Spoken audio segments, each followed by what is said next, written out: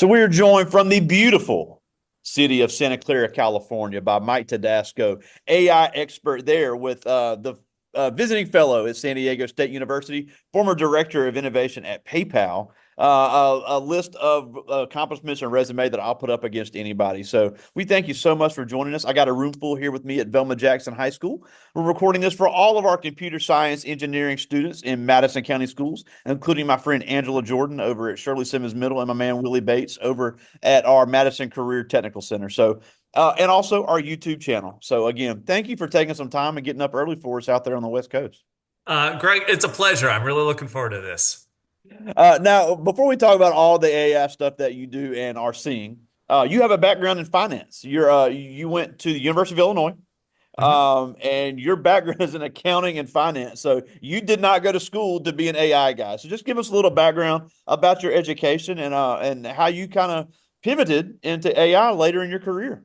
Yeah. Look, the one thing I will say is like you never know where your life is going to take you, and I never thought that this would be the direction that I would go. I went to school doing finance and accounting, largely because when I was in high school, I was just into money. And that just seemed to make sense to me. I'm like, okay, finance, I think that has something to do with money and so forth. So that's what I got my degree in. And my first few jobs were in finance. I found my wife because we worked at the same place. So like something good came of that. But like it was never quite the right fit. I was always a little bit of an odd duck in that. And I just has always been really interested in technology. Just for example, I back in 2003, so this has been 21 years ago, I actually had a robotic lawnmower that would cut our grass when we were living in Ohio. And Wow. look, I was the weird guy on the block for all of these things, but yeah, I mean, and so one thing just led to another. And when you have a passion in something, it is your competitive advantage. And so I think I was always interested in technology and new things and creativity and all that. And so, it doesn't matter what your background is. If your passion is there, like you can do it. Yeah, so I've looked at some of the videos you've put out about AI, and I think a big misnomer there. I think there's a couple misnomers about AI, and I'm far from an expert, but just from having other guests and things that I've read and seen, the media loves to scare us and say AI is going to take all the jobs, which is 100% false. Yeah. And then when people think AI, they're thinking in the movies, the Will Smith iRobot. They're just thinking humanoid robots. And I love the video you have about Data in Star Trek, where people Hmm. are thinking androids like on the Enterprise. Yeah. Now, not to say that the technology will not advance to that level one day, but the vast majority of AI, the overwhelming majority of AI, is not anywhere near that. But we use it every day and don't even realize it. Yeah. Absolutely. Most AI is existed behind the scenes and we don't even know it. We don't even think about it. So if you're using spell check, if you're using Google Maps, if you're using a social media news feed, all of those things are using machine learning or artificial intelligence to generate those experiences for us. The thing that really changed in the last 3 or 4 years is that now you actually have control in some of these scenarios. And that's what like tools like Midjourney or DALL-E or ChatGPT or Claude, all of these new generative AI experiences now allow you to kind of work these models with real English. But Wow. anybody who's spent time in them will tell you like, yeah, they're really good at some things, but they need a lot of help in doing this. And there's a lot of human creativity that goes into making these models do more. And another, how I think of it, it's a tool. It's a tool to become a new art form. It is a tool to help us become more efficient and more effective. But like, you need human beings to be able to make art, to be able to make writing, to be able to do all these things. And this is just another tool for us to use. Yeah, and when you talk about this kind of stuff, because I mentioned how the media loves to tell us how we're going to be replaced by AI and all these jobs.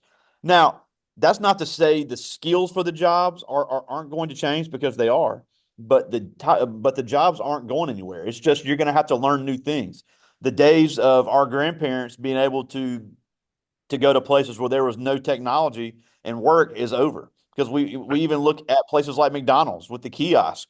You have Yeah. a robot taking your order, but somebody has to program that. Yeah. Somebody has to put the right prices. Somebody has to put in the security on that when people are putting in payment information. And even now we're seeing in health informatics in hospitals.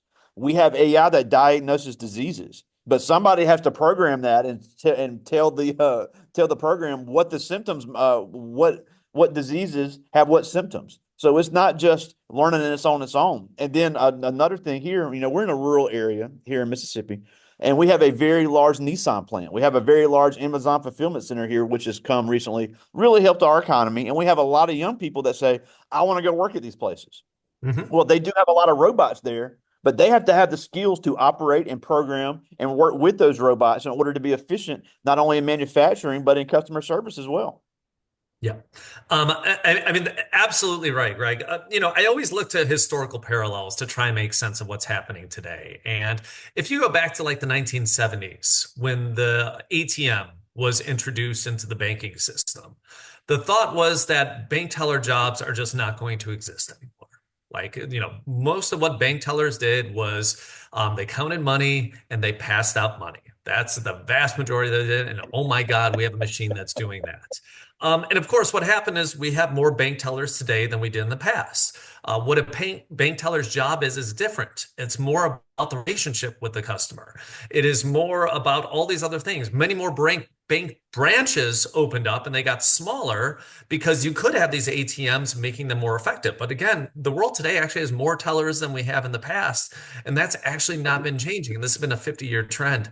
AI, it will change all of our jobs for sure. Might some things go away? Possibly, but more likely than not, for 99% of jobs, jobs are going to evolve as they've always evolved.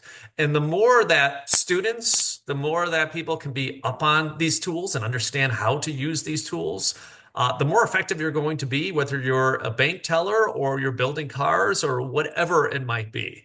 Like these tools are just going to be part of all jobs. And I don't see a future anytime soon where humans are going to be not needed for work. Yeah, and I'm glad you mentioned that too, because when we talk about jobs, we're really big on career development in our district. Mhm. I have ninth and 10th graders in here with me today. We have middle school students that'll see this, juniors, seniors that are getting ready to transition out of high school. And I think it's important because obviously we're not discouraging anybody from going to college because we got some great universities here in Mississippi. Obviously, San Mhm. Diego State is on the cutting edge of AI down there and on the over there on the West Coast. I know you've been at Johns Hopkins, so you've been at some incredible universities. But with what you see and what your research, I know you spent 10 years at PayPal. Mhm. If somebody wants to get into this field, if they want to say, I want to work in AI, I want to work in tech, I want to work in robotics, is it necessarily something you would need a 4-year degree to get into? No, no, that's the simple answer is no. When I was at PayPal, this would have been 2018. Was building a blockchain team at PayPal. And one of the people I hired was somebody who was straight out of high school. He was there, he was working with a bunch of, pretty much all the other engineers at the company had graduated college and all that. But like, he had been doing blockchain work in high school for the last 3 years. He was incredibly bright, incredibly mature, had all the things I was looking for. I frankly had to put up a fight within the company to actually get this to work. But I finally got approval to say, hey, you don't need a college degree. Um, that was 6 years ago. Yeah. The business world for like engineers and things like that is changing because I think more and more we're realizing, especially with these new technologies, like, look, college is great. I got a bunch of degrees, all that stuff. I will say that. Yeah. But if I'm trying to hire somebody to fix a robot, if I'm trying to hire somebody to build a new blockchain protocol or whatever it might be, yeah, the school's going to tell me something. But really, what I'm going to look for is, have you done things like that in the past? And you can do these kind of things on nights and weekends. You can learn about it. You can get other types of certifications. Google has a great program for people who want to be computer engineers. And I would say that, look, if you want to go to college, go to college. I am Yeah. never, ever, ever going to stop anybody from doing that. But know that that's not the only path for you to go down, especially if you're looking for very technical roles, because there are many different ways to build up that experience, build up that portfolio. Heck, start your own company. I love when people start their own company, big or small, online or offline, use those skills and so forth to do that. Like those are the things I really, really recommend to people. for Yeah, students to do. and I mentioned the Madison Career and Technical Center. Our students in 10th, 11th, 12th grade can get IT and robotics certifications before they Amazing. graduate high. And then another path that I think isn't being talked about enough is the military path, Yes. because especially now with the Air Force, and we have a huge Air Force tech school down on the coast of Mississippi at Keesler. They're dealing with state of the art technology you're not going to find anywhere else. Yes. And I'm like, if a tech company is wanting to hire somebody that has these skills, they've been in the military for 5 years. They have worked with state of the art technology that you can't find anywhere else. Why would they not get a shot above somebody for a tech job? Absolutely. Absolutely. Look, in those early career jobs, the jobs that you're taking in your 20s, the more that you can get your employer to effectively train you while they pay you, the better off you're going to do. If you could go to a big company and do that, great. Go to a big company, have them train you, all their training programs, utilize that.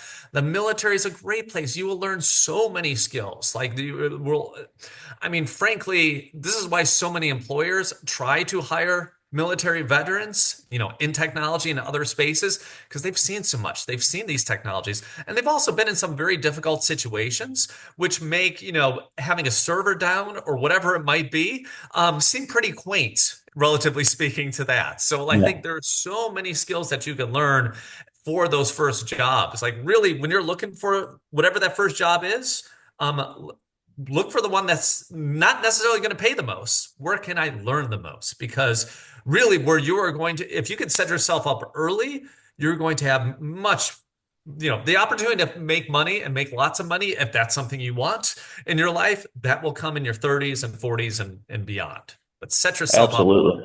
Yeah.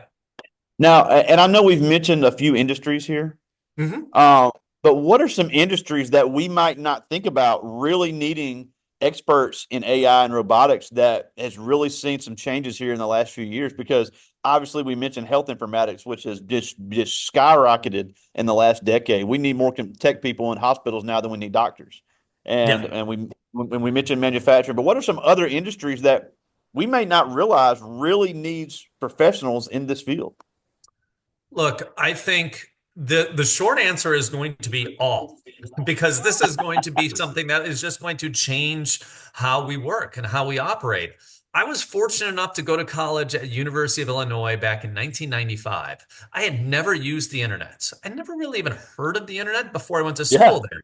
But yeah, much of, the browser and Netscape and all this stuff it was founded. So like day one at school, I see a computer back in the computer lab because I didn't have my own computer back then, but I'm like logging in and I'm on the internet. I'm clicking on these links and I'm saying, oh my God, like I felt like I was in the future. So when I went back, over Thanksgiving to talk to all my friends, like it was a completely different experience. I felt like I was in the future for that. And obviously the internet has changed so much of all of our lives. It's allowing me to talk to you right now and having this conversation.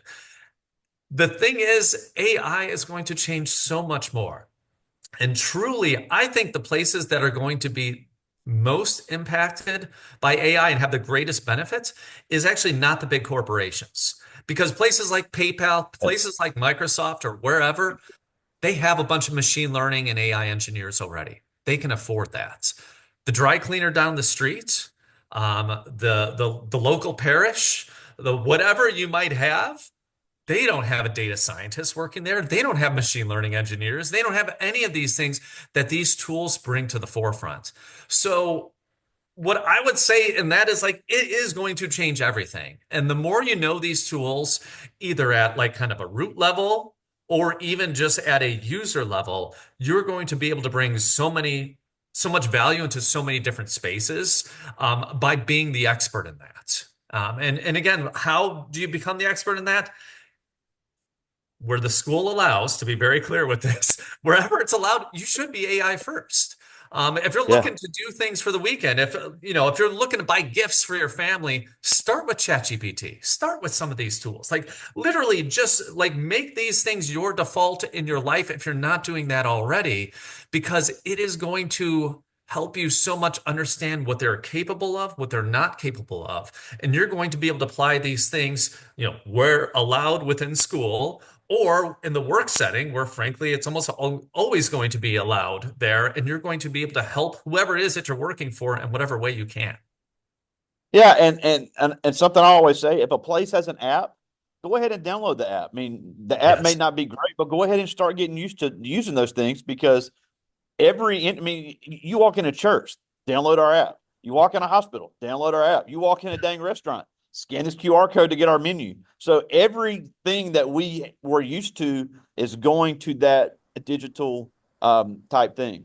And here's the other thing I'll say on top of that, Greg. Like, I mean, for anybody who is entrepreneurial out there, who is ambitious, if you go to a restaurant a lot and they don't have an app, and maybe you're not even an engineer, do you know what? Build one for them.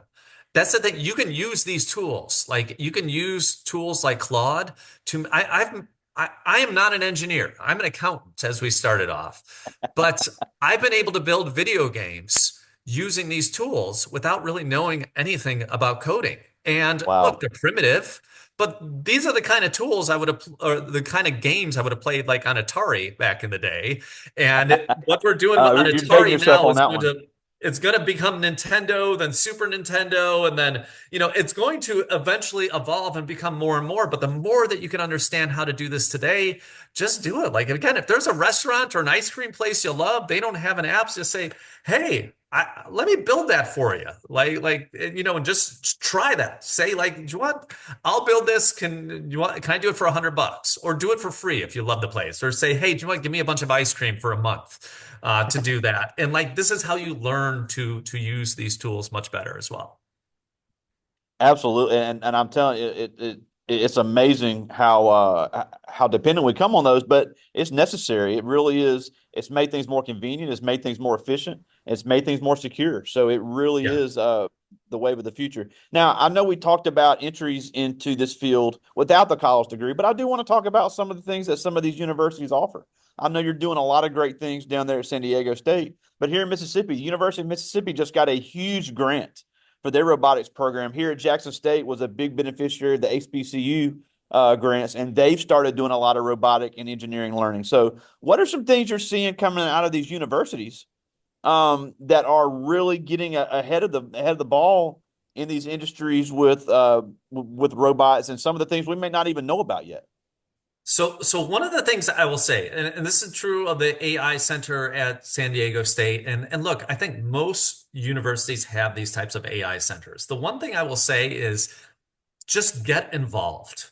If you're going to these schools and you want to become part, and I'll mention some of the things that we're doing there, but like the first thing I would just say to students is just become involved with these centers. Say, hey, can I just help out for 5, 10 hours a week? Can I clean up stuff? Can I do this? Can I do that? Even if you don't have the experience. And you know what? Just by being involved in these centers, you're going to start to learn a lot. And while you're just doing that as a freshman in your first year, and all of a sudden you start learning, and they're like, hey, can I help out on this project? Can I help you project manage this? Can I help with this? You will get involved with more and more. The types of things that we're doing at San Diego State, so we have a robot on premises, and like we were building a lot of different experiences with that robot. We do a lot of work with the Department of Defense. There's a lot of defense contractors and the DoD itself down in San Diego. So looking at things like post-traumatic stress disorder and like being able to use AI to respond better and be able to identify things like that and so forth. And even just like how do you evaluate AI models in a more efficient, more effective manner? So these are all different research projects that, again, if you're like ambitious, if you're in a university setting, wherever it is, like find the people who are working on AI, find the people who are working on this if you're passionate about it, and just offer up your help. Say, hey, Mr. or Mrs. Professor doing this, like, can I just help you out? I don't want any pay. I just want to be close to it. And honestly, if you're willing to diligently do that for 5 hours a week, you are going to see people are going to take you up on your offer. And this is true in school. This is true everywhere in life. Most of what the innovation team, when I was running it at PayPal, was a bunch of volunteers, was a bunch of people who say like, hey, I have a day job, but you know what? I want to work on a robot. I want to work on blockchain. I want to work on augmented reality experiences. Can I do that? And I'm like, yeah, of course. So like that was the bulk of people doing innovation within my like org at PayPal. Yeah, and I'm glad you mentioned that too, because especially if you're gonna, take on that financial risk of going to a university, it's very important. The GPA is extremely important. But Yeah. getting involved in whatever you're majoring in at a university, because I'm glad you mentioned that because you said people came and volunteered at PayPal. They may not have been getting paid, but they can put that on their resume forever that they Yeah. had an experience at PayPal. These Yeah. people that are professors at these universities have a big network. So even if you Absolutely. didn't receive a dime in payment, you can say, I worked with this person working on this project, and that is something else you can put on a resume. Because if you have a And, 4, somebody else has a 3.9, but they showed they had more experience in the field, they're going to get the job over you. I mean, Greg, I will be completely honest with you. I don't think I've hired a lot of people out of college. I've hired a lot of people like I don't know if I've ever seen a grade point average like for any of the people I've been hiring, to be completely honest with you. Yeah. But what I would recognize is, oh my gosh, yeah, they worked with this one professor, and that professor actually gave them a letter of recommendation that they're passing along about all the cool stuff. And look, if you work for a school year supporting the professor, supporting me, supporting whoever, like for you to then say to them, hey, would you mind if I got a letter of recommendation of the work I did that I could kind of use places? They're going to do that. That is more than a fair exchange to sit down, write something up for 30 minutes. They'll probably use ChatGPT to do it, frankly, but to just kind of write something up like that you could use to market yourself, post on your LinkedIn, whatever it might be. Absolutely. Like that is a fair, more than a fair trade for anyone in that field. Awesome. Well, I do have time for a couple questions from the students here. Great. This first one is Cortez Maxwell. He's in 10th grade. And he asked, what are some things that you've seen AI take over that you might not have thought would in the past? Well, Cortez, like, look, I will be completely honest. I think I was definitely of the school that, like, we were going to have AI lawnmowers everywhere. And, like, that was going, I mean, again, I had my first one 20 years ago. I kind of was like, no, people aren't going to be cutting lawns. People aren't going to be trimming hedges. Like, I thought it was going to be much more in the physical world. I mean, I was experiencing that. Like, I've had a Roomba for 20 plus years also, and I don't know if it's gotten any better. Like, all of those things are what I thought 20 years back and even more recently, like that AI was going to take over. I didn't think of, creating images and, being able to make things that are like very prose-like, very artistic, in many ways. That's the stuff that has truly surprised me being in this world for so long, and frankly, how good it can be at a lot of that stuff. And that really makes you question some things like, well, then what does make us special to be humans and so forth? Because, 10 years ago, if you would say, hey, AI would be able to mimic Hemingway in a pretty darn accurate manner, I would have said no, but like it does it quite well today. Absolutely. I mean, yeah, and I'm with you because I'm not much younger than you. That's what I was always thinking when all this stuff was. I still remember you mentioned the robot lawnmowers.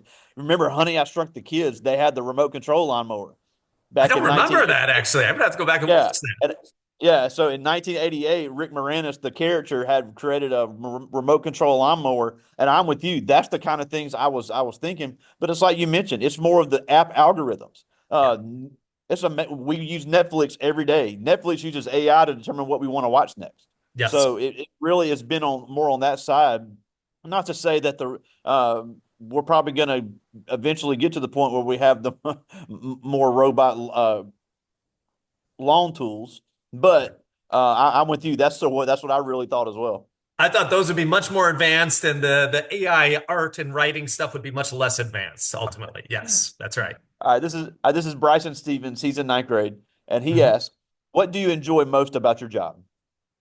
Oh my gosh. I have a lot of freedom in my job. That is one thing that really matters to me. Even when I was at PayPal, um, I was so excited to come to work every Sunday nights, just because it was all about creativity and innovation. I finally found that fits. And I had a lot of jobs over the last 20 years that I haven't liked nearly as much. But my job now, I get to work with students. I get to hear really smart ideas. I get to just explore stuff in writing that seem interesting to me. So look, in many ways, it's a dream job. It's not actually, it doesn't feel like a job for me because I get to, explore things that are interesting, and luckily enough, many other people find interesting too. Big time. Now we're almost out of time, and we thank you so much for getting up early out there Pleasure. in the West Coast and joining us. But a couple things before we go.